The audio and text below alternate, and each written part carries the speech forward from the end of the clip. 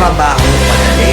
Wala kang karapatang maliitin yung trabaho ng iba. Yung iba sasabihin, gwardiya lang naman yan, rider lang naman yan, construction worker lang naman yan, gasoline boy lang naman yan, fast food crew worker lang naman yan.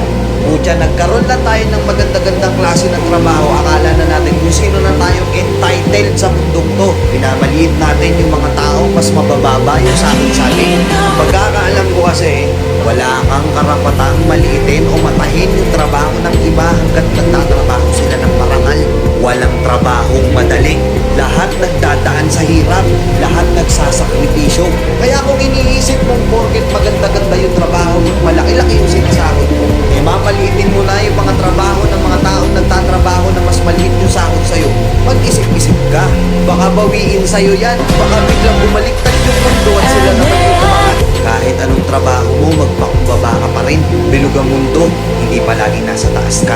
Kaya hanggat maaari sa lahat ng oras, magpakumbaba ka. Diba? May kilala pa kayong ganito. Minsan na rin pa kayong nila